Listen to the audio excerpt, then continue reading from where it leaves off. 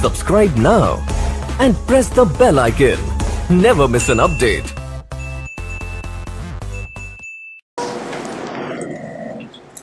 जी, आज के लेक्चर का आगाज़ करते हैं। आज हम स्टडी करने जा रहे हैं बिज़नेस लॉ में। हमारा पहला लेक्चर ऐसा जिसमें हम बिज़नेस लॉ के कंसेप्ट डिस्कस करेंगे। वैसे तो तरतीब के लिहाज से हमारा दूसरा लेक्चर है, लेकिन कल के लेक्चर में हमने कुछ प्लानिंग मैटर्स डिस्कस किए थे। आज हम लॉ के कंसेप्ट्स को स्टार्ट करने जा रहे हैं, सीखने जा रहे हैं। सबसे पहले तो हमारा जो सब्जेक्ट है उसका टाइटल है बिजनेस लॉज।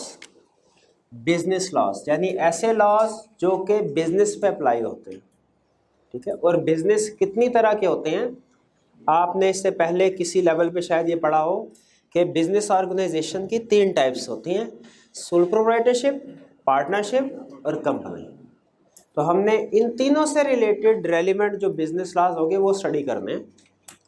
ऑब्जेक्टिव ये है कि आप लोगों में से अक्सर स्टूडेंट्स जो हैं वो प्रैक्टिकल लाइफ में जब जाएंगे तो या तो अपना कोई सेटअप सोल प्रोप्राइटरशिप या पार्टनरशिप के तौर पे स्टार्ट करेंगे, या मे भी कंपनी सेटअप करें, या किसी कंपनी में किसी हाई पोस्ट के ऊपर काम करेंगे जैसे CEO, CFO वगैरह।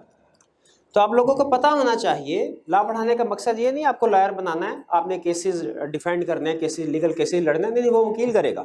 लेकिन आपको पता होना चाहिए आप डे टू डे बेसिस पे जो ट्रांजैक्शंस करते हैं डेली बेसिस पे, उनकी लीगल इम्प्लीकेशंस वगैरह क्या है। तो हम तीनों बिजनेस ऑर्गेनाइजेशन को कवर करेंगे, सोल प्रोप्राइटरशिप में, पार्टनरशिप में और कंपनी। अब सोल प्रोप्राइटरशिप और पार्टनरशिप पे नॉर्मली जो लॉज एप्लीकेबल होते हैं वो हमारे मर्केंटाइल लॉ पोर्शन में डिस्कस किए गए हैं, और कंपनी पे जो लॉ एप्लीकेबल है वो हमारा कंपनी लॉ पोर्शन में डिस्कस किया गया है। दोनों की वेटेज इक्वल है, 50-50 मार्क्स। लेकिन जब आप सिलेबस देखें दोनों का और लेंथ देखें दोनों टॉपिक्स की, मर्केंटाइल लॉ और कंपनी लॉ, तो आपको पता चलेगा कि अगर मर्केंटाइल लॉ तकरीबन 350 पेजेस पे कवर होता है तो कंपनी लॉ तकरीबन 170 पेजेस में कवर हो जाता है। यानी कंपनी लॉ और मर्केंटाइल लॉ के मार्क्स इक्वल है, लेकिन मर्केंटाइल लॉ के निस्बत कंपनी लॉ का पोर्शन आधा है, ठीक है। वो आधा उसका कवरेज है, यानी आधी उसकी लेंथ है। तो इसका मतलब ये हुआ कंपनी लॉ में हम आधी मेहनत करके 50 मार्क्स को अचीव कर सकते हैं, मर्केंटाइल लॉ में हमें डबल एफर्ट करके 50 मार्क्स को अचीव करना होगा। इसीलिए प्लानिंग मैंने ये की कि बेहतर ये है कि हम थोड़े वक्त में ज़्यादा वेटेज कवर कर लें, ठीक है। तो पहले हमें कंपनी लॉ स्टार्ट करना चाहिए। बाकी ये हर टीचर की अपनी अपनी जजमेंट होती है, जो भी लॉ पढ़ाता है वो चाहे तो पहले मर्केंटाइल लॉ पढ़ाए बाद में कंपनी लॉ, चाहे तो मर्केंटाइल लॉ और कंपनी लॉ दोनों साइमल्टेनियसली चलाएं, और चाहे पहले कंपनी लॉ और मर्केंटाइल लॉ। हर टीचर की अपनी असेसमेंट होती है और किसी भी तरीके से लॉ को पढ़ाया जा सकता है, लेकिन हम पहले कंपनी लॉ को कवर करेंगे और फिर उसके बाद मर्केंटाइल लॉ की तरफ चलेंगे, ताकि हम कम से कम वक्त में 50 मार्क्स को कवर कर लें। फिर उसके बाद जितना रिमेनिंग टाइम होगा वो मर्केंटाइल लॉ के ऊपर लगाएंगे, साथ में कंपनी लॉ की रिवीजन भी होती रहेगी। तो हम स्टार्ट करें कंपनी लॉ। कंपनी लॉ में सबसे पहला जो कंसेप्ट है वो है कंपनी की डेफिनेशन या कंपनी के बारे में जानना। अगर आप कंपनी को अच्छे तरीके से समझ जाए कि जो company type of business organisation है ये क्या है, ये कैसे काम करता है, तो हमारे लिए इसके बाद वाले रूल समझना बहुत आसान हो जाएगा। तो हम स्टार्ट करते हैं। ये हमारा चैप्टर नंबर 11 है, जो हमारी ICAP की बुक अगर आप स्टडी करेंगे या आपको जो नोट्स प्रोवाइड किए गए हैं इनमें चैप्टर नंबर 11 और लर्निंग ऑब्जेक्टिव 1 क्या डेफिनेशन स्टडी करेंगे इसमें हम कंपनी की, और features of a company, characteristics of a company study करेंगे। Features of a company. सबसे पहले टाइप ऑफ बिजनेस ऑर्गेनाइजेशन। दुनिया में कितनी तरह की बिजनेस ऑर्गेनाइजेशन है? दुनिया में 3 तरह की बिजनेस ऑर्गेनाइजेशन है। कौन कौन सी? सोल प्रोप्राइटरशिप, पार्टनरशिप और कंपनी। सोल प्रोप्राइटरशिप में कितने ओनर होते हैं? 1, वो कंपनी का मालिक होता है। हाँ, अपनी हेल्प के लिए, असिस्टेंस के लिए कुछ एम्प्लॉइज को रखता है, आप घर से बाहर निकले आपको बेकरी वाला नजर आएगा, ठीक है, उसने अपनी असिस्टेंस के लिए एम्प्लॉयज रखे होंगे, लेकिन ओनर वो खुद है, एम्प्लॉयज ओनर नहीं है। वो शाम को दिहाड़ी देते हैं, घर चले जाते हैं, महीने बाद शायद आपको वो एम्प्लॉय नजर भी ना आए, कोई दूसरा एम्प्लॉय वहां पे काम कर रहा हो। तो एम्प्लॉयज जरूर रखे होते हैं बिजनेस चलाने के लिए, लेकिन एम्प्लॉयज ओनर नहीं होते। ओनर एक होता है, सोल प्रोवाइडर। अगर दो या उससे ज्यादा लोग मिलके बिजनेस कर रहे हैं उन्हें हम कहते हैं partner, partnership type of business organisation. Partnership में जो नंबर ऑफ ओनर्स होते हैं वो है 2 टू मिनिमम, और मैक्सिमम जाता है 20 तक। लेकिन इसमें वेरिएशन पॉसिबल है, किसी केस में हो सकता है कम हो, किसी केस में ज्यादा हो, लेकिन normally maximum number of members कितना होता है पार्टनरशिप में? 20। लेकिन याद रखें, बता रहा हूं, किसी केस में हो सकता है कम हो, किसी केस में हो सकता है ज्यादा हो, नॉर्मली 20 है, और मिनिमम कितने? 2। अच्छा, दुनिया में साल सैकड़ों साल तक, बल्कि ये 150-200 साल पहले तक जितने भी बिजनेस होते थे वो नॉर्मली वो सोल प्रोप्राइटरशिप या पार्टनरशिप फॉर्म ऑफ बिजनेस में होते थे। लेकिन फिर मशीन इजाद हुई, मशीन इजाद हुई तो ज़रूरत इस चीज़ की पेश आई कि बिजनेस लार्ज स्केल पे किया जाए, ठीक है, क्योंकि मशीन में डेफिनेटली मैनुअल वर्क की निस्बत मशीन की प्रोडक्शन ज़्यादा होती है, ठीक है, वॉल्यूम ऑफ बिजनेस भी बढ़ा। तो फैसला ये किया गया कि अच्छा आप मशीन खरीदें। मशीन कैसे खरीदें भाई? मशीन तो करोड़ों रुपए की आती है, ठीक है, और कई मशीनें खरीदनी है, तो क्या करें भाई? पैसा डालें। भाई कौन पैसा डाले? किसी के पास इतना पैसा, किसी एक बंदे के पास इतना पैसा है नहीं। अच्छा 2, 4, 5, 6, 10 बंदे मिल जाए फिर भी कभी हो जाता है, लेकिन कभी उससे भी ज्यादा पैसों की जरूरत पड़ती है। तो क्या किया जाए भाई? कोई ऐसे type of business organisation introduce की जाए जिसमें जितने भी पैसों की जरूरत हो, चाहे वो करोड़ों क्या अरबों रुपए क्यों ना हो, तो उसमें ऐड किए जा सके। तो एक कंसेप्ट आया कंपनी, या इसे जॉइंट स्टॉक कंपनी भी कहते हैं। इसमें बहुत फ्लेक्सिबिलिटी रखी उन्होंने कहा जी एक बंदे से भी ये स्टार्ट हो सकती है, मिनिमम मंथ, मैक्सिमम चाहे हजारों ओनर्स बना लें, मैक्सिमम की कोई लिमिट नहीं, मिनिमम 1, मैक्सिमम की कोई लिमिट नहीं। अब इसका मतलब है आप जितने पैसे इकट्ठे करना चाहते हैं आप पूलिंग करके ऐड कर सकते हैं, इकट्ठे कर सकते हैं पैसे। 1, 2, 4, 8, 10, 15, 20, 50 लोगों से कितने भी पैसे इकट्ठे किए फिर भी पैसे पूरे नहीं हुए, 50 और डाल लो, 100 और डाल लो। तो यहाँ पे सबसे बड़ी फ्लेक्सिबिलिटी ये हुई, नंबर ऑफ मेंबर्स की कैद नहीं, चाहे तो कम रख ले चाहे ज्यादा रख ले, अपनी अपनी जरूरत के मुताबिक। तो ये था पहली रीजन जिसकी वजह से ये कंसेप्ट इंट्रोड्यूस। और भी रीजन थे लेकिन मेन रीजन ये थी। अब जब कंपनी फॉर्म ऑफ बिजनेस आ गया तो गवर्नमेंट ने कहा नहीं, ये बिजनेस जो है ना ये बड़ा बिजनेस है, ये छोटे बिजनेस थे, इधर कोई गड़बड़ हो कोई मसला नहीं, एक बंदा इफेक्ट होगा, एक फैमिली इफेक्ट होगी, इसमें कोई गड़बड़ हो और 10-12 फैमिली इफेक्ट होगी। Company form of business organisation में अगर कोई गड़बड़ हो तो आपके ख्याल में सिर्फ 2-4 फैमिलीज इफेक्ट होंगी या हो सकता है सैकड़ों हजारों फैमिलीज इफेक्ट हो? क्योंकि लोग जो अच्छी कंपनीज होती है ना उसमें हजारों इन्वेस्टर्स होते हैं, और कुछ ऐसे लोग भी फॉरेन कंट्रीज में तो इस तरह भी है, पाकिस्तान में तो आपको पता है जिसके पास पैसे होते हैं क्या करता है, वो दो काम करेगा, या वो ज्वेलरी बाय करके रख लेगा, स्टोर कर लेगा, या वो कोई प्रॉपर्टी खरीदेगा। फॉरेन कंट्रीज में ऐसे नहीं होता। फॉरेन कंट्रीज में वो दूसरी कंपनीज जो रिटायर हो गया उसको परेशानी होती है कि मैं रिटायर हो गया हूँ, मैं परमानेंट सोर्स ऑफ इनकम क्या बनाऊँ, वो किसी अच्छी कंपनी में अपने सारे पैसे इन्वेस्ट कर देता है। वो कंपनी फिर क्या करती है, हर साल उसको प्रॉफिट थोड़ा थोड़ा देती रहती है, उसका गुजारा चलता रहता है, ठीक है। तो वो इस तरह करते हैं फॉर्म।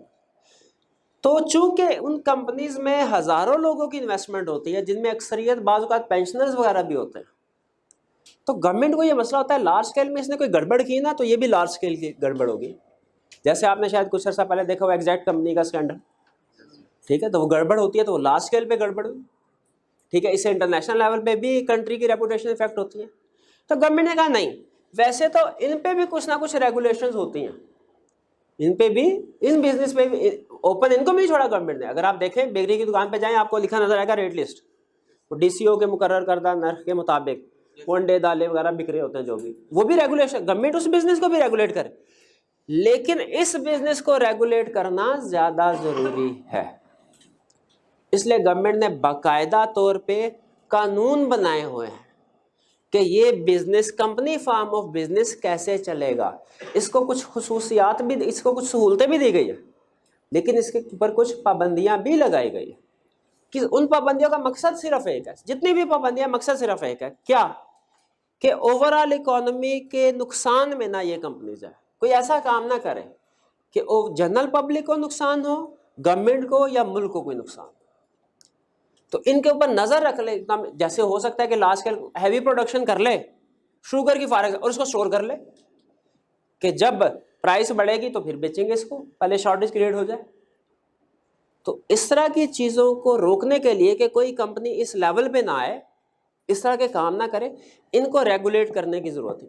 इनको रेगुलेट करने के लिए एक कानून इशू किया गया जिसे कहते हैं कंपनी, जनरली कहते हैं कंपनी लॉ, और कहा गया कि अगर आप पाकिस्तान में कोई भी कंपनी बनाना चाहते हैं तो आपको करना क्या पड़ेगा, ऐसी ऑर्गेनाइजेशन सेटअप करना चाहते हैं जो कंपनी हो, company form of business organisation setup करना चाहते हैं, तो आपको पहले इसको रजिस्टर करवाना पड़ेगा। रजिस्टर किसके मुताबिक करवाना पड़ेगा, under company law, company law के मुताबिक रजिस्टर करवाना पड़ेगा गवर्नमेंट के पास। किसके पास, गवर्नमेंट के पास। गवर्नमेंट का एक इदारा होता है जो कंपनीज के ऊपर निगरानी करने के लिए बनाया गया है, उसे कहते हैं SECP, securities and exchange commission of Pakistan. उसके पास जाके रजिस्ट्रेशन करवानी पड़ती है, ठीक है, और वो कंपनी लॉ जो भी यानी कंपनीज के लिए रेलिवेंट लॉज होंगे उनके मुताबिक रजिस्ट्रेशन कर देता है। तो कंपनी का मतलब ऐसी ऑर्गेनाइजेशन जो रजिस्टर्ड हुई under company law. Company law से मुराद ऐसे कानून जो कंपनीज के लिए बनाए गए हैं, और जो ऑपरेट करती है, जो गवर्न होती है, जो किसके मुताबिक चलती है, वो रजिस्टर भी कंपनीज एक्ट के मुताबिक हुई और कंपनीज एक्ट के मुताबिक ही चले, गवर्न भी होगी। गवर्न होने का मतलब कि वो चलेगी किस तरीके से, ठीक है। तो कंपनी लॉज जो होते हैं उनमें यह भी बताया जाता है कि आपने कंपनी अगर रजिस्टर करवानी है वो किस तरीके से करवाएंगे, और यह भी बताया जाता है कि जब आप कंपनी चलाएंगे तो वो किस तरीके से चलाएंगे, ठीक है। तो गवर्नेंस जो होगी, रजिस्ट्रेशन कंपनी लॉ में होगी, गवर्नेंस कंपनी एक्ट के मुताबिक भी होगी, और इसके अलावा अब सुने कंपनी एक्ट क्या है, रजिस्ट्रेशन किसके मुताबिक होनी है, कंपनी लॉ क्या होता है, जो लॉ कंपनीज को रजिस्टर करने के लिए बनाया गया हो। अब जिस तरह आपका हर 5-6 साल के बाद सिलेबस सीए का चेंज हो जाता है, क्योंकि चेंजेस इस तरह मार्केट में आती है कि आईकैप कहता है कि हमारे स्टूडेंट की डिमांड मार्केट में कम नहीं होनी चाहिए, तो मार्केट में जिस चीज़ की डिमांड है उसे अपने सिलेबस में डालो ताकि हमारा स्टूडेंट वेल इक्विप्ड हो। उसी तरह गवर्नमेंट भी ये देखती है कि जब उसे लगे कि अब कंपनीज के सिस्टम, बिजनेस चेंज हो रहा है, दुनिया बदल रही है, अब नए कानून आने चाहिए, तो वो कंपनी लॉ से रिलेटेड पुराना कानून खत्म करके नया कानून ले आती है। पहले कानून हुआ करता था कंपनीज एक्ट 1913, उसके मुताबिक कंपनीज रजिस्टर्ड होती थी। फिर उसके बाद एक लॉ आया कंपनीज ऑर्डिनेंस 1984, 13 को खत्म कर दिया, उन्होंने कहा अब नए जमाने के कानून के मुताबिक बनाया जाए। कंपनीज ऑर्डिनेंस 1984 काफी अरसे तक चलता रहा। फिर अब कंपनीज एक्ट 2017 आया, इसने कंपनीज ऑर्डिनेंस 1984 को रिप्लेस कर दिया। अब पुराने लॉज खत्म हो गए, अब जो इस वक्त चल रहा है लॉ वो कौन सा है, कंपनीज एक्ट। इस वक्त पाकिस्तान में ये तो मुमकिन है कि कोई ऐसी कंपनी हो जो कंपनीज एक्ट 1913 के मुताबिक रजिस्टर हुई हो, 1984 के मुताबिक रजिस्टर्ड हुई हो, लेकिन चूंकि अब वो लॉ, जब एक कंपनी रजिस्टर्ड हो जाती है ना, तो लॉ चेंज होने पे उसे दोबारा रजिस्ट्रेशन की जरूरत नहीं होती कि वो अपना काम जीरो से शुरू करे, ऐसा नहीं होता। वो कहता है ठीक है आप अपना काम करते रहे। हाँ, अब जो आपकी गवर्नेंस होगी, रजिस्ट्रेशन एक दफा होगी काफी है, वो जिस भी लॉ के मुताबिक हुई, लेकिन अब जो आपका गवर्नेंस सिस्टम चलेगा वो किसके मुताबिक चलेगा, कंपनीज एक्ट 2017 के मुताबिक। क्लियर हो गया। तो कंपनी लॉ में बहुत से लॉज आते हैं, रजिस्ट्रेशन किसी भी लॉ के मुताबिक हो सकती है, लेकिन जो गवर्नेंस होगी, जो कंपनी चलेगी, वो सिर्फ और सिर्फ, क्योंकि इस वक्त यही लॉ चल रहा है कंपनीज को जो डील करता है, ठीक। अच्छा, अब मैंने अपनी जिंदगी गुजारने का जो तरीकाकार डिसाइड किया है कि मैं कैसे जिंदगी गुजारूंगा, उसमें कुछ तो मेरी मर्जी शामिल है, कुछ गवर्नमेंट की मर्जी भी शामिल है। मैं जो चाहूं नहीं कर सकता, ठीक है। मैं किसी दहशतगर्द की मदद करना चाहूं फॉर एग्जाम्पल, समझाने के लिए, मैं नहीं कर सकता, ठीक, गवर्नमेंट ने मना किया। मैं किसी को नुकसान पहुंचाना चाहूं, माली या जानी नुकसान नहीं पहुंचा सकता, गवर्नमेंट ने मना किया है, जेल में डाल देंगे मुझे, नहीं कर सकता, ठीक है। गवर्नमेंट के कुछ कवानीन ऐसे हैं जिनके मुताबिक मुझे जिंदगी गुजारनी है। कुछ काम ऐसा है जो गवर्नमेंट ने कहा है मैंने कभी नहीं करने, वो मैं कभी नहीं कर सकता। कुछ काम ऐसे जो गवर्नमेंट कहती है करने हैं, मैं वो करूंगा चाहे मेरा दिल ना भी चाहे। गवर्नमेंट कहती है आपने टैक्स देना है हर महीने, नहीं दिल करता फिर भी देता है। गवर्नमेंट कहती है इशारे ट्रैफिक सिग्नल पे रुकना, ये कानून पास किया उन्होंने, ठीक है, जल्दी भी हो कॉलेज जाने की फिर भी रुकना पड़ता है, क्यों, कानून है। लेकिन कुछ फैसले मैंने खुद भी किए हुए हैं अपनी जिंदगी के बारे में, जैसे मैंने किससे मिलना है किससे नहीं मिलना मेरा फैसला है। हफ्ते में 7 दिन है, मैंने अपने दोस्तों को किस दिन घर में इनवाइट करना ये मेरा फैसला है। मैंने कितने दिन पढ़ना है, सॉरी मैंने कितने घंटे पढ़ना है, कितने घंटे मोबाइल इस्तेमाल करना है, ये मेरा फैसला है। इसमें मैं आज़ाद हूं। मैं किस रिश्तेदार से मिलना है किससे नहीं मिलना मेरा फैसला है। तो इसका मतलब यह हुआ अगर मैं अपनी जिंदगी गुजार रहा हूं तो इसमें कुछ चीजें ऐसी हैं जिनके बारे में फैसला मैं खुद कर रहा हूं, और कुछ चीजें ऐसी हैं जिनके बारे में गवर्नमेंट ने फैसला किया है कि मुझे क्या करना है और क्या नहीं करना। इसी तरह जब एक company form of business organisation है, एक कंपनी है, एक बिजनेस है जो चलता है, अपनी जिंदगी गुजारता है, वो भी किस तरीके से अपनी जिंदगी गुजारेगा ये गवर्नमेंट ने भी बताना है उसको, गवर्नमेंट ने भी बताया हुआ है, और कुछ फैसले उसने खुद भी करने हैं। जैसे गवर्नमेंट ने कहा हुआ भाई इलीगल काम कोई नहीं करना, इलीगल काम, मनी लॉन्ड्रिंग नहीं करनी, तो कोई भी कंपनी ये काम नहीं कर सकते। लेकिन इसके आगे कुछ फैसले कंपनी ने खुद भी करने होते हैं, या जो कंपनी को चलाने वाले लोग हैं या जो उसके ओनर्स हैं, मालिक हैं, उन्होंने भी करने होते हैं कि हम किस तरीके से इसको चलाएंगे। तो याद रखें कंपनी की जो गवर्नेंस होगी, कंपनी जो चलेगी, वो एक कंपनीज एक्ट 2017 के मुताबिक चलेगी। इसमें क्या, इसमें सिर्फ 2 तरह की बातें हैं पूरे कंपनीज एक्ट में, 2 तरह की बात, कंपनी ने क्या क्या काम करना है और कंपनी ने क्या क्या काम नहीं करना, यही बात है। ये काम करना है, ये नहीं करना, ये करना है, ये नहीं करना, अच्छा ये करना है लेकिन ये शर्तें हैं, ये शर्तें पूरी करो कर लो, इसी तरह की बातें। लेकिन इनके अलावा क्या कंपनी खुद भी, ओनर्स खुद भी फैसला कर सकते हैं कि हमें क्या कुछ करना चाहिए क्या नहीं करना? बिल्कुल कर सकते हैं। तो जो हुकूमत पाकिस्तान ने कहा किस तरीके से चलना है वो कहाँ लिखा होगा, और जो कंपनी ने खुद फैसला किया हमने किस तरीके से चलना है, उसके लिए 2 डॉक्यूमेंट होती हैं जो कंपनी बना के अपने पास रखती है। एक है मेमोरेंडम ऑफ एसोसिएशन और दूसरा है आर्टिकल्स ऑफ एसोसिएशन। इन दोनों का आपस में क्या फर्क है बाद में डिस्कस करेंगे, अभी फिलहाल सिर्फ इतना समझ लीजिए कि एक है मेमोरेंडम ऑफ एसोसिएशन जो कंपनी बनाती है उसमें, और दूसरा आर्टिकल्स ऑफ एसोसिएशन। दोनों डॉक्यूमेंट्स में क्या लिखा हुआ है, कंपनी किस तरीके से चलेगी, कंपनी किस तरीके से चलेगी। कुछ बात की समझ आई? अगर अभी तक जो कुछ समझाया समझ आ गया, 2 क्वेश्चन पूछूं, दोनों के सही आंसर दे दिया, इसका मतलब है मकसद पूरा हो गया समझाने का। पहली चीज बताइए इनमें से, ये दोनों डॉक्यूमेंट हर कंपनी पे अप्लाई होती है, बताइए इनमें से कौन सी ऐसी डॉक्यूमेंट है जो हर कंपनी की फर्क होगी, और हर कंपनी पे कॉमन कौन सी है, कंपनी। शाबाश, पहला क्वेश्चन। दूसरा क्वेश्चन बताइए अगर इन दोनों में कभी कंफ्लिक्ट आता है, कंपनीज एक्ट कुछ और कहता है, memorandum of association article association में कुछ और लिखा हुआ है, किसकी बात मानी जाएगी, कंपनीज एक्ट की। शाबाश, इसका मतलब अभी तक जो मैं समझाना चाह रहा था आपने समझ लिया। आगे चलें, चलिए अब हम देखें, जब किसी भी चीज को समझना हो ना तो उसकी खुसूसियात समझी जाती हैं, ठीक है। जैसे फर्ज कीजिए मैंने हाथी कभी जिंदगी में नहीं देखा और आप मुझे समझाएंगे हाथी कैसा होता है।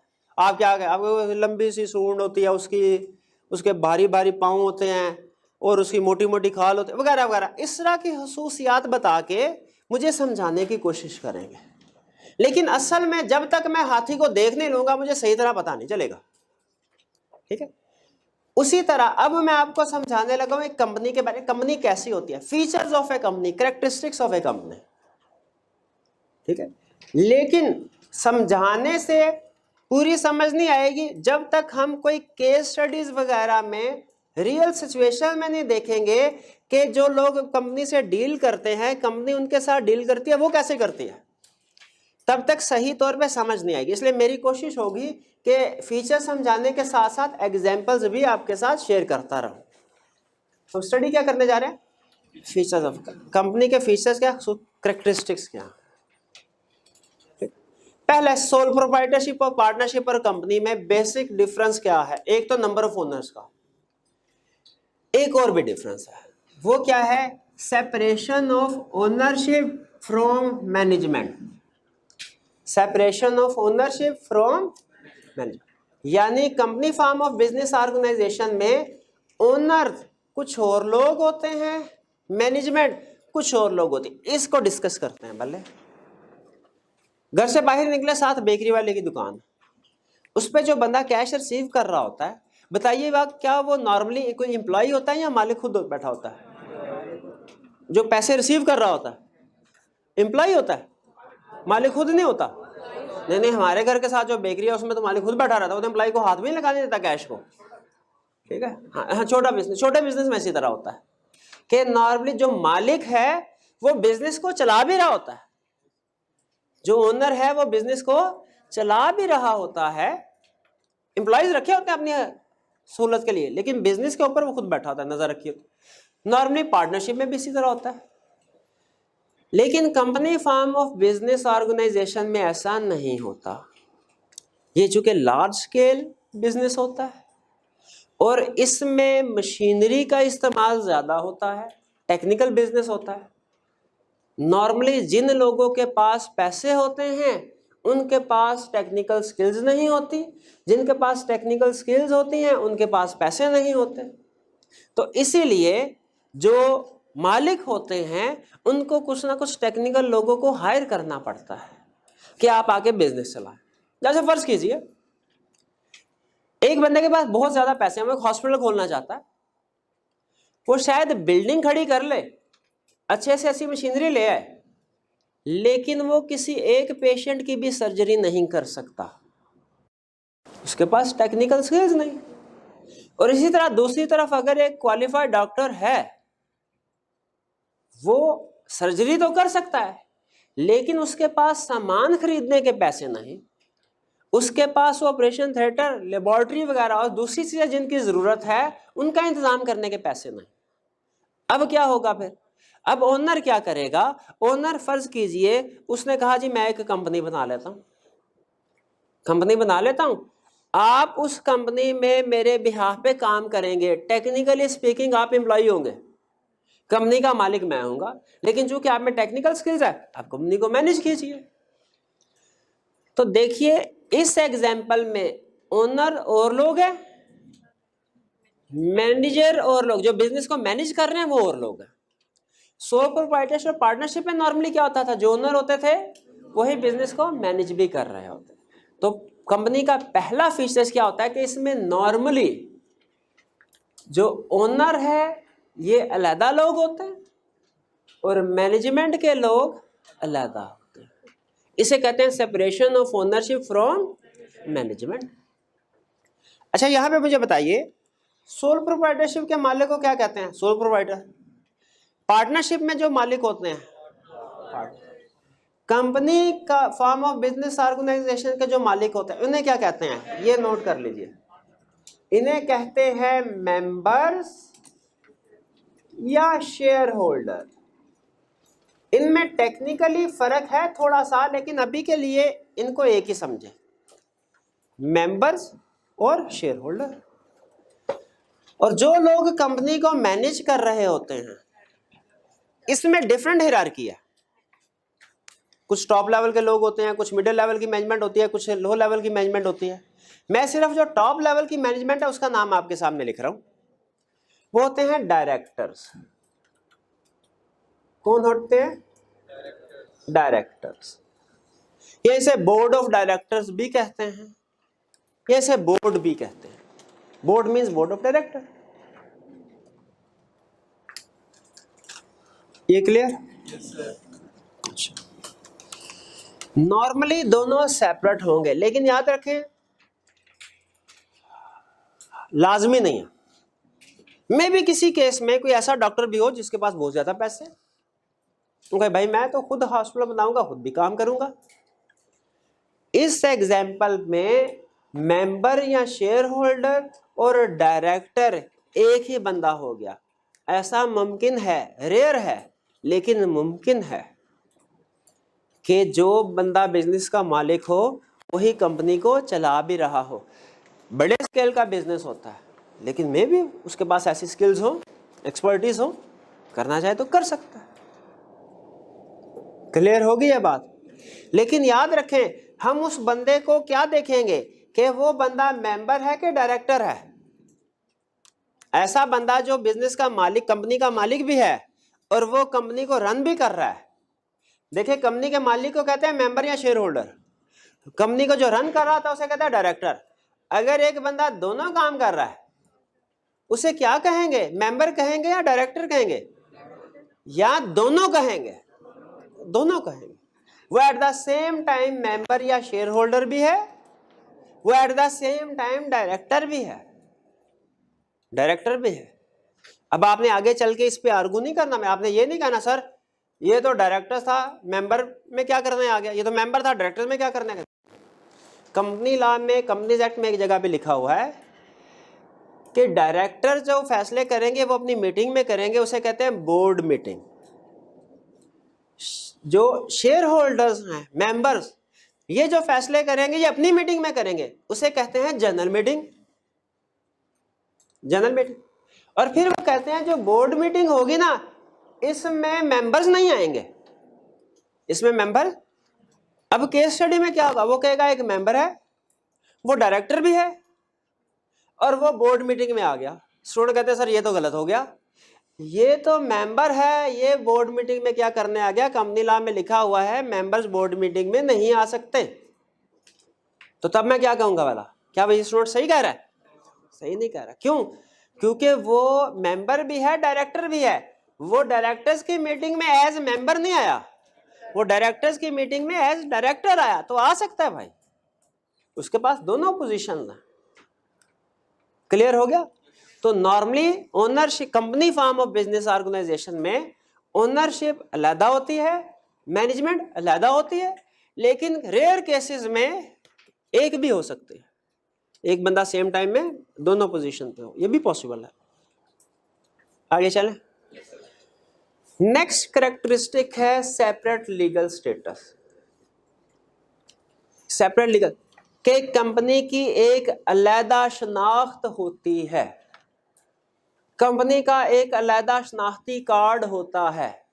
सचमुच में नहीं, शनाख्ती कार्ड से मिलती जुलती चीज, उसे कुछ और कहते हैं, लेकिन समझ लीजिए वो शनाख्ती कार्ड ही एक तरह से।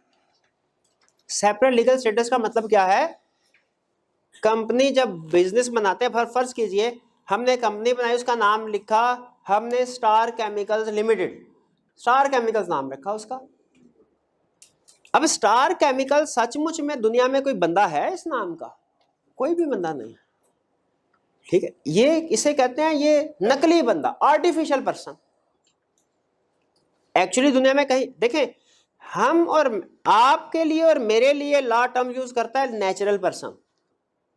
लॉ कहता है जो लोग चल फिर रहे हैं, खा पी रहे हैं, सो रहे हैं, जाग रहे हैं, ये नेचुरल पर्सन है। कंपनी एक अलहदा से पर्सन जरूर है, उसकी अलहदा से शनाख्त जरूर है, लॉ उसे एक पर्सन के तौर पे जरूर देखता है, लेकिन वो आर्टिफिशियल है, वो खुद से कोई काम नहीं कर सकती। उसने अगर किसी एग्रीमेंट पे साइन करने, उसके हाथ नहीं है वो एग्रीमेंट पे साइन करे, नहीं नहीं नहीं, उसके बिहाफ पे किसी और को काम करना पड़ेगा, उसके बिहाफ पे और वो कौन होंगे? डायरेक्टर्स। वो काम करेंगे कंपनी के, साइन करेगा एग्रीमेंट डायरेक्टर, लेकिन क्या वो डायरेक्टर की जिम्मेदारी होगी? वो कंपनी की जिम्मेदारी। ठीक है, डायरेक्टर सिर्फ एजेंट के तौर पे काम कर रहे होते। एजेंट समझते हैं किसको कहते हैं?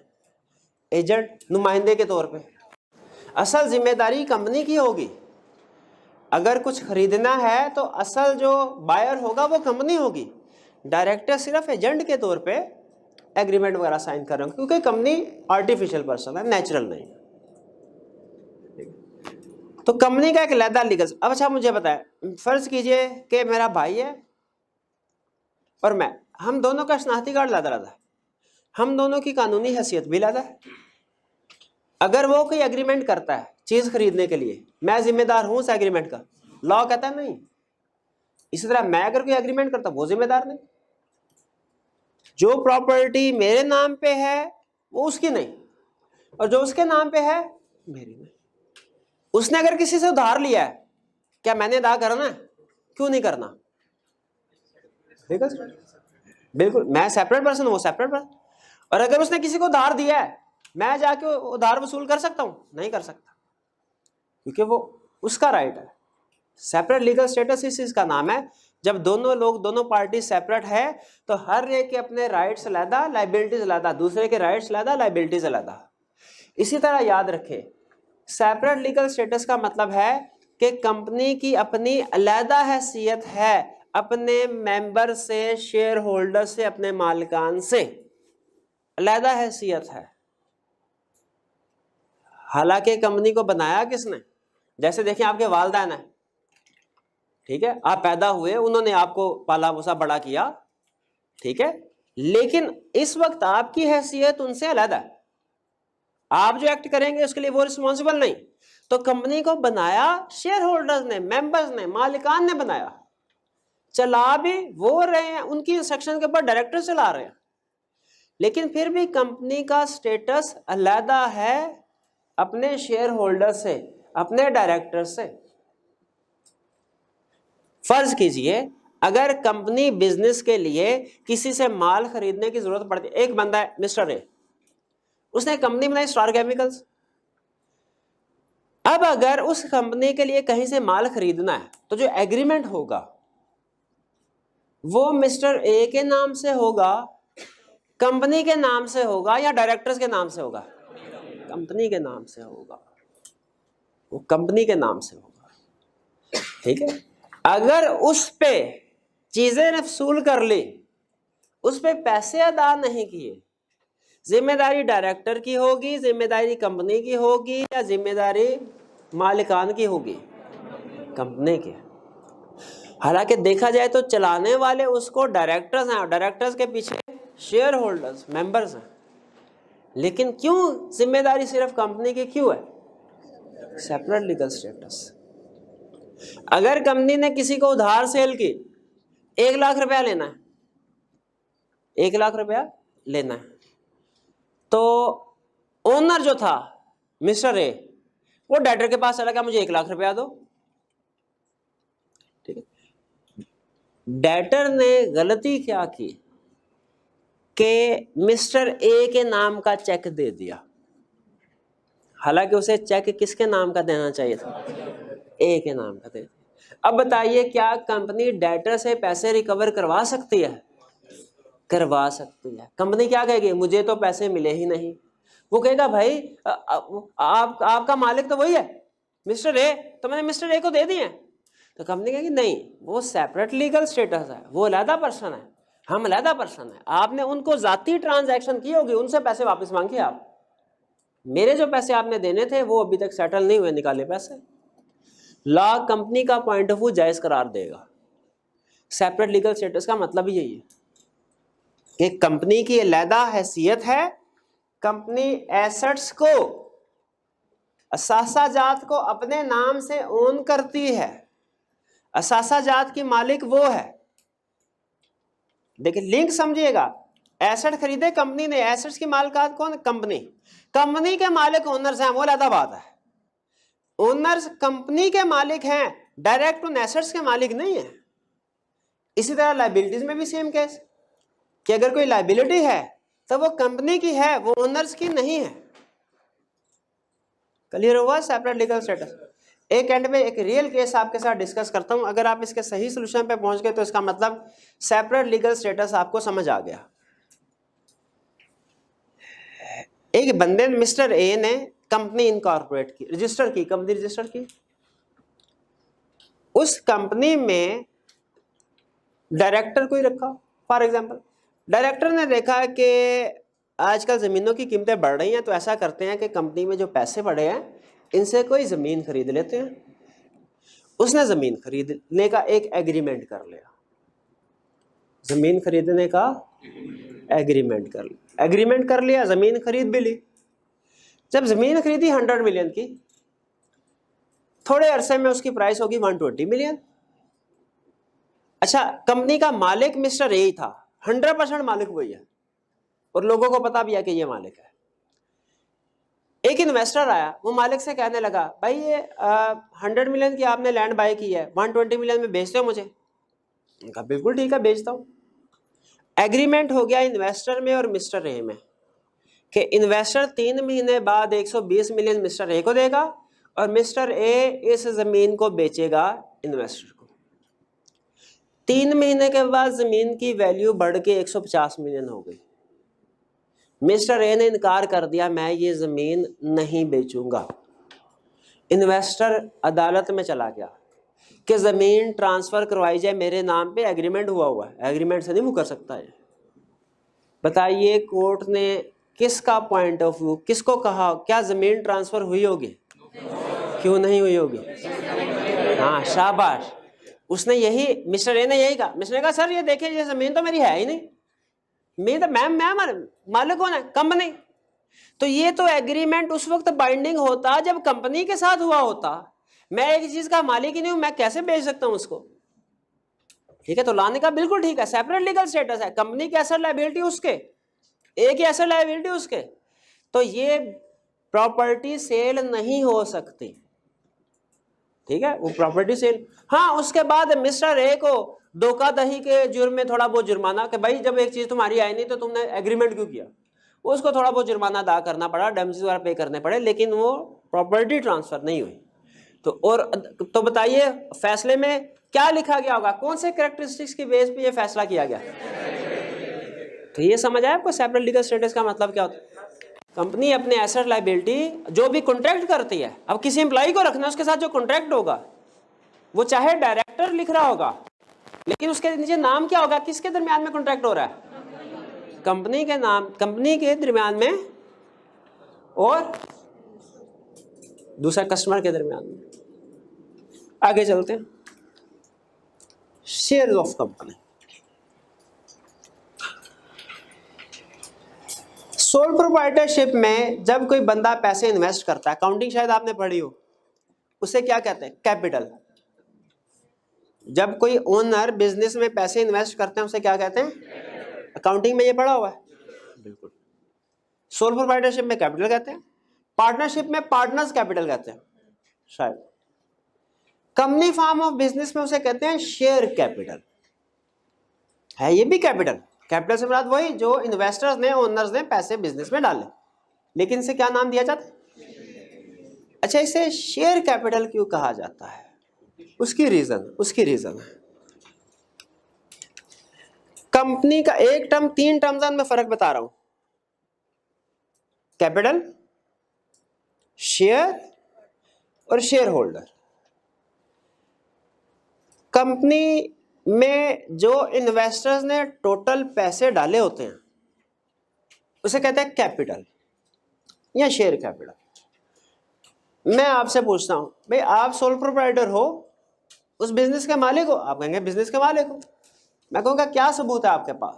आप कहेंगे भाई सबूत तो कोई नहीं है, मेरे पास उस जगह की रजिस्ट्री है, डॉक्यूमेंट्स है, लीगल डॉक्यूमेंट्स जिनमें लिखा हुआ इस दुकान का मालिक मैं हूं, मेरे पास यही सबूत है। कहूँगा ठीक। अगर आप किसी बिजनेस में कहते हैं मैं पार्टनर हूं, मालिक हूं उसका, पार्टनरशिप है, मैं उसका मालिक हूं, मैं आपसे पूछूंगा क्या सबूत है? आप कहेंगे सर पार्टनर्स का आपस में एक एग्रीमेंट होता है, उस एग्रीमेंट में मेरा नाम भी शामिल है, ये देखिए। अगर आप कहें मैं किसी कंपनी का मालिक हूं, मैं किसी कंपनी का मेंबर या शेयर होल्डर हूं, मैं आपसे पूछूंगा तुम्हारे पास क्या सबूत है कि तुम उस कंपनी के मालिक हो? आपके पास कोई ना कोई सबूत होना चाहिए। बिल्कुल है। वो सबूत क्या होता है ये सुनना। जब आप किसी कंपनी के मालिक बनते हैं उसके लिए जरूरी है उसमें इन्वेस्टमेंट करना। जब आप कंपनी को पैसे देते, कंपनी ने ना पहले से अपने, समझ लीजिए, कुछ करेंसी नोट छपवाए होते हैं। जिस तरह करेंसी नोट होते हैं ना, हजार हजार के नोट, ठीक है, कंपनी ने इस तरह के कुछ नोट छपाए होते हैं। उनके ऊपर लेकिन कायदे आजम की तस्वीर नहीं होती, हुकूमत पाकिस्तान का नाम भी नहीं लिखा होता। किसका नाम लिखा होता है? कंपनी का। आप कब जाके कंपनी के पास कहते हैं सर मैं आपका ओनर मालिक बनना चाहता हूँ, डेफिनेटली उधर कोई डायरेक्टर बैठा होगा जिसे आप कहेंगे, कंपनी तो आर्टिफिशियल पर्सन है, वो ना सुन सकती है ना देख सकती है। अब डायरेक्टर से, डायरेक्टर का ठीक है लाएं पैसे। आप जब उसको 1 लाख रुपया देंगे तो सबूत के तौर पे कि आप कंपनी के मालिक हैं, आपने कंपनी में कैपिटल इन्वेस्ट किया है, आपको कुछ नोट, करेंसी नोट की तरह वो जो पीस ऑफ पेपर होते हैं वो आपके हवाले कर देगा। वो करेंसी नोट कहलाते हैं शेयर। वो क्या कहलाते हैं? वो बिल्कुल ऐसे ही होते हैं जैसे आपका प्राइस बॉन्ड। प्राइस बॉन्ड, उसके ऊपर भी एक नंबर लिखा, 100 रुपए का प्राइस बॉन्ड है, 1000 का प्राइस बॉन्ड है, इस तरह लिखा होता है। वो जो पीस ऑफ पेपर होगा उसके ऊपर भी वो शेयर कहलाता है। उसके ऊपर भी लिखा होगा 100 रुपए का है या 1000 रुपए का या 500 का है। वो कंपनी टू कंपनी वेरी करता है। कोई कंपनी 1000 रुपए के शेयर छपवाती है, कोई कंपनी 500 के छपवाती है, कोई 100 के छपवाती है। वो कंपनी की अपनी मर्जी है। डायरेक्टर के स्टार्ट में उन्होंने किस तरीके से चलना। आपने 1 लाख रुपया दिया, अगर 1000 रुपए का शेयर है, आपको कितने शेयर मिलेंगे? 100 शेयर मिलेंगे। अगर 10-10 हजार का शेयर है, 10 मिलेंगे। अगर 1 लाख रुपए का एक शेयर है, 1 लाख, एक शेयर मिलेगा। वो जो पीस ऑफ पेपर होता है उसे कहते हैं शेयर, ठीक है। उसके ऊपर अमाउंट भी लिखी होती है, कितने रुपए वाला शेयर है। उसके ऊपर, जैसे करेंसी नोट के ऊपर सीरियल नंबर लिखा होता है ना, उसके ऊपर सीरियल नंबर भी लिखा होता है कि ये सीरियल नंबर है इसका शेयर। जब मैं आपसे पूछूंगा आप इस कंपनी के मालिक हैं कि नहीं, तो आप मुझे वो शेयर दिखाएंगे और कहेंगे सर ये देखें मेरे पास ये शेयर है जिससे साबित हुआ मैं शेयर होल्डर हूं। इसीलिए मालिक को शेयर होल्डर कहते हैं। क्यों? क्योंकि उसके पास शेयर होता है। शेयर क्या है? शेयर एक पीस ऑफ पेपर है जिसके ऊपर लिखा हुआ है कि आपने उस कंपनी में इतने पैसे इन्वेस्ट किए हैं। सिंपल, ठीक है। तो शेयर कैपिटल क्या हुआ? टोटल कंपनी का जो कैपिटल है उसे क्या कहते हैं? जो कंपनी का टोटल कैपिटल है उसे क्या कहते हैं? Share capital. और उस total capital, for example 10 lakh का है, अगर कंपनी ने 10 रुपए का एक शेयर छपवाया हुआ है तो उसका मतलब टोटल कैपिटल अगर 10 लाख है, एक शेयर 10 रुपए का है, टोटल शेयर्स कितने होंगे? 1 लाख, ठीक है। तो इसको लिखा कैसे जाता है? Total share capital 1 lakh divided into 1 lakh, total share capital 10 lakh, total share capital 10 lakh. बल्कि मैं इधर लिख के बताता हूं, ये मैं इस बॉक्स में सिर्फ लिखूंगा कंपनी का टोटल या रजिस्टर्ड, कुछ इस तरह का लफ्ज होता है। टोटल शेयर कैपिटल 10 लाख, नीचे लिखा होता है 1 लाख शेयर्स ऑफ ₹10 ईच। इसकी इस टोटल शेयर कैपिटल की डिवीजन की गई है किसमें? 10 रुपए के शेयर में। और कितने शेयर बने? 1 लाख। ये डिवीजन क्यों की जाती है भला? ताकि जिसके पास जितने पैसे हैं वो उतने शेयर खरीद सके। अगर 10 लाख का एक ही शेयर हो तो मे भी कोई भी ना बाय कर सके। लेकिन अगर 10-10 रुपए के 1 लाख शेयर हो तो कोई 500 खरीद लेगा, कोई 2000 खरीदेगा, कोई 5000 खरीदेगा, कंपनी का काम चल जाएगा। इसीलिए जो टोटल शेयर कैपिटल होता है उसको स्मॉल नंबर्स में डिवाइड कर दिया जाता है। इस ₹10 को कहते हैं, अच्छा ये जो डिवाइड किया जाता है इस पेज को क्या कहते हैं? शेयर। ये प्रिंट कौन करवाता है, शेयर होल्डर या कंपनी? कंपनी प्रिंट करवाती है। और इस 10 रुपए को कहते हैं फेस वैल्यू, फेस वैल्यू, ठीक है। तो कंपनी के कुछ शेयर होल्डर होते हैं छोटे, कुछ होते हैं बड़े। कैसे पता चलता है कौन सा शेयर होल्डर छोटा है कौन सा बड़ा? जिस नंबर ऑफ शेयर्स है, जिसके पास थोड़े शेयर्स होंगे वो छोटा शेयर होल्डर है, जिसके पास बड़े शेयर्स होंगे वो बड़ा शेयर होल्डर। तो ये क्लियर हो गया आपको 3 टर्म्स। शेयर कैपिटल किसे कहते हैं? टोटल इन्वेस्टमेंट जो कंपनी में की गई होती है। शेयर किसे कहते हैं? वो स्मॉलर पार्ट जिसमें शेयर कैपिटल को डिवाइड किया गया है, जो रिटर्न होता है प्री प्रिंटेड होता है। शेयर होल्डर किसे कहते हैं? जो शेयर कर लेता है, ठीक है, जो कंपनी में पैसे डालता है और शेयर उसको दे दिए जाते हैं, शेयर होल्डर। तीनों टर्म्स में फर्क समझ आ गया, लिख लें, आपको पता होना चाहिए share holder, sorry share capital, share और शेयर होल्डर, इन तीनों में क्या फर्क है, क्योंकि ये टर्म्स आगे यूज होंगी तो आपको तीनों में क्लैरिटी होनी चाहिए। शेयर कैपिटल, शेयर और शेयर होल्डर, यहां तक क्लियर? अच्छा मुझे बताइए, अगर आप किसी कंपनी के शेयर, भाई कहते हैं सर आज मैंने नेस्ले कंपनी के शेयर्स खरीदे, मैं तो नेस्ले कंपनी का मालिक बन गया, पता चला उसके 10 करोड़ शेयर थे, भाई ने 2 खरीद लिए, ठीक है, शेयर होल्डर बन गए, बात गलत नहीं है, बात सच है, शेयर होल्डर बन गए, मालिक बन गए। अच्छा मुझे ये बताइए, अगर कोई बंदा कंपनी का शेयर होल्डर बनता है तो कुछ राइट्स उसे मिलते हैं कि नहीं मिलते हैं? राइट मिलते हैं, हर शेयर के साथ राइट्स अटैच होते हैं, नजर नहीं आते। अटैच का मतलब बाय डिफॉल्ट मिलते हैं, अंडरस्टूड होता है कि जिसके पास ये शेयर्स हैं उसको राइट्स मिलेंगे। बताइए क्या राइट्स मिलेंगे? उसको प्रॉफिट का हिस्सा मिलेगा, सारा प्रॉफिट उसको मिल जाएगा, और जितना हिस्सा है उतना ही मिलेगा ना, बाकियों का थोड़ी मिल जाएगा। क्या उसको कंपनी का प्रॉफिट मिलेगा? क्या कंपनी के जब फैसले हो रहे होंगे, कि क्या मीटिंग बताई थी भूल गया, जनरल मीटिंग, जनरल मीटिंग में कंपनी के फैसले हो रहे होंगे, ये बंदा उस मीटिंग में जा सकता है कि नहीं जा सकता? जा सकता है। भाई शेयर होल्डर्स की मीटिंग है, वो शेयर होल्डर है तो जाएगा, जरूर जाएगा। क्या वो बिजनेस डिसीजन में हिस्सा ले सकता है? चाहे 2 शेयर्स है, 1 शेयर क्यों ना हो, राइट है, कर सकता है। अब ये अलग बात कि वहां पे जो फैसले होंगे मेजोरिटी की बेस पे होंगे, ठीक है, तो इनका कोई आवाज ना सुनने के बराबर ही होगी, लेकिन राइट है इनके पास, राइट है इनके पास। तो हर शेयर के साथ कुछ ना कुछ राइट्स अटैच होते हैं, जैसे राइट टू रिसीव प्रॉफिट, जिसे हम कॉर्पोरेट लैंग्वेज में डिविडेंड कहते हैं। सोल प्रोप्राइटरशिप में आप जो सोल प्रोप्राइटरशिप कर रहे होते हैं, पार्टनरशिप की अकाउंटिंग कर रहे होते हैं, अगर आपने की हुई अकाउंटिंग, उसमें जो ओनर पैसे घर लेके जाता है उसे क्या कहते हैं भला? ड्राइंग्स। लेकिन कंपनी में ड्राइंग्स नहीं होती, कंपनी में उसे क्या नाम दिया जाता है? डिविडेंड। तो शेयर होल्डर का राइट है क्या? वो डिविडेंड यानी कंपनी का प्रॉफिट रिसीव करे। उसका राइट है वो जो जनरल मीटिंग्स हो रही हो कि शेयर, उसमें जाके पार्टिसिपेट करे, फैसलों में हिस्सा ले। तो ये हमारी 3 कैरेक्टरिस्टिक्स क्लियर हो गई। पहली क्या है? Separation of ownership from management, दूसरा सेपरेट लीगल स्टेटस, तीसरा शेयर ऑफ कंपनी। यहां तक मैं आगे थोड़ी सी टेक्निकल डिस्कशन है, वो 3-4 मिनट में कंक्लूड नहीं हो सकेगी, इसलिए इसको मैं कल लिमिटेड लायबिलिटी वाला कंसेप्ट इंशाल्लाह कल आपके साथ डिस्कस करूंगा।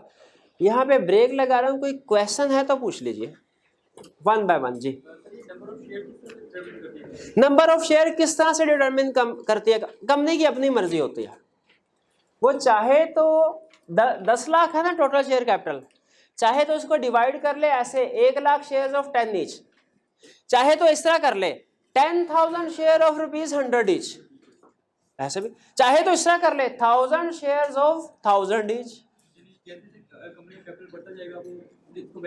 हाँ, क्या अगर एक दफा ये डिसाइड कर लें कि इतना शेयर, इतनी इन्वेस्टमेंट, बाद में ये चेंज हो सकती है? बढ़ सकती है, बिल्कुल बढ़ सकती है, ज़रूरत के मुताबिक बढ़ सकती है। वो बेसिक नीड ही यही थी कि हम इसको जितना, लेकिन चूंकि इसको रेगुलेट किया जाता है तो इसको बढ़ाने के लिए फिर इजाज़त की ज़रूरत होगी गवर्नमेंट की तरफ से। वो कौन सा दायरा था भूल गया जिससे इजाज़त, जो SEC, शाबाश, securities and exchange commission of Pakistan, उससे इजाज़त लेनी पड़ेगी। क्लियर जी? आप कंपनी रजिस्टर्ड हो रही होगी उस दिन इतना कैपिटल शेयर कैपिटल अवेलेबल होना चाहिए, वो जस्ट उनको बता देंगे। हाँ शाबाश, अच्छा सवाल। जिस दिन कंपनी रजिस्टर्ड हो रही होगी, क्या उसी दिन इतना शेयर कैपिटल शेयर होल्डर्स के पास होना चाहिए कि वो कंपनी में डाल दें, या कि वो बाद में भी डाल सकते हैं? इसका जवाब है वो रजिस्ट्रेशन के वक्त वादा कर लेंगे वो अथॉरिटी के साथ कि जी हम इतने पैसे इन्वेस्ट करेंगे, उसी वक्त डालना ज़रूरी नहीं है, वो बाद में भी ऐड कर सकते हैं। नॉर्मली वो क्या करते हैं, वो SECB को कहते हैं सर इतने पैसे 10 लाख की ज़रूरत है, लेकिन 10 लाख पहले दिन थोड़ी चाहिए होगा, पहले दिन चाहिए होगा 2 लाख, महीने बाद चाहिए होगा 4 लाख, फिर चाहिए होगा 4 लाख, इस तरह। तो जैसे जैसे पैसों की ज़रूरत होगी हम डालते रहेंगे ना, कोई मसला नहीं है। तो रेगुलेटर कहता है ठीक है, वाकई समझ में आने वाली बात है कि 10 लाख का 10 लाख पहले दिन थोड़ी लग जाता है, ऐसा लगता है। तो जैसे जैसे ज़रूरत पड़ेगी आप डालते जाना पैसे, वो इस बेस पे रजिस्टर कर देता है, उसी वक्त पैसे डालना ज़रूरी नहीं सारे। जनरल मीटिंग में जो डिसीजंस मेजॉरिटी की बेस पे हो रहे हैं वो नंबर ऑफ पीपल डिसाइड करेंगे जिसके पास ज़्यादा नंबर। शाबाश, ये भी अच्छा क्वेश्चन है। जनरल मीटिंग में जो डिसीजन हो रहे हैं मेजॉरिटी की बेस पे, वो नंबर ऑफ पर्संस की बेस पे हो रहे हैं या नंबर ऑफ शेयर्स की बेस पे? आपकी कॉमन सेंस क्या कहते हैं? नंबर ऑफ शेयर्स की बेस पे। यानी जिसके पास ज्यादा शेयर हैं वो, बाज़ औक़ात ऐसा होता है कि अकेला बंदा सारे फैसले, 100 बंदे दूसरी तरफ होते हैं, वो अकेला बंदा एक तरफ होता है, कहता है मेरा फैसला चलेगा, वो चलता है उसका। क्यों चलता है? उसके पास कितने % शेयर होते होंगे? 51% शेयर होते होंगे, 51%। या इसे यूं कह ले, 51% कहना मुनासिब नहीं है, इसे यूं कह ले, लॉ पढ़ रहे हैं ना, तो लॉ थोड़ी थोड़ी चीज़ों का हिसाब रखता है। वो कहता है 51% ना, 51% का मतलब होगा अगर किसी के पास 50.5% है तो वो तो, इसीलिए कहा करे मोर देन 50%, मोर देन। तो अगर उस बंदे के पास मोर देन 50% शेयर्स हैं तो दूसरी मीटिंग की दूसरी तरफ चाहे 100 लोग हैं, बात उसी की मानी जाएगी। क्लियर? और कोई क्वेश्चन? जी मेरे मन, अगर कंपनी शेयर्स बढ़ाए तो फेस वैल्यू सेम रहेगी, चेंज हो जाएगी? मुझे बताए अपने सिलेबस की हद तक आंसर दूं या ओवरऑल? क्यों? मैं सिर्फ सिलेबस की हद तक आंसर दूंगा, सेम रहेगी भाई, सेम रहेगी। ओवरऑल मतलब CFAB के सिलेबस को भी सामने रख ले अगर, तो फिर चेंज हो सकती है, लेकिन आपको परेशान होने की जरूरत है, सेम रहेगी। बढ़ाएगी तो सेम रहेगी, यानी अगले जो शेयर आएंगे वो भी कितने रुपए के होंगे? 10 रुपए के। और कोई क्वेश्चन? जी, कंपनी खुद शेयर ले सकती है? क्या सवाल पूछ लिया, शाबाश। क्या कंपनी खुद शेयर ले सकती है? अब मेरा अगला सवाल पूछे, अपने ही शेयर के किसी दूसरी कंपनी के शेयर? दोनों सुन लें। एक कंपनी अपने ही शेयर खुद नहीं खरीद सकती, खुद नहीं खरीद सकते, ठीक है? ऐसा थोड़ी होगा एक जेब से पैसे निकाले दूसरी जेब में डाल दिए, वो तो इसी तरह होगा ना, इसी तरह होगा, ऐसा नहीं होगा खुद। हाँ, किसी दूसरी कंपनी के शेयर खरीद सकती है, ये ध्यान में रखिएगा, इसको नोट कर लें। कंपनी अपने शेयर, ये पूरा सवाल ही बड़ा अच्छा है, कंपनी अपने शेयर खुद नहीं खरीद सकती, हाँ किसी दूसरी कंपनी के शेयर खरीद सकती है। कंपनी अपने शेयर खुद नहीं खरीद सकती, किसी दूसरी कंपनी के शेयर खरीद सकती है।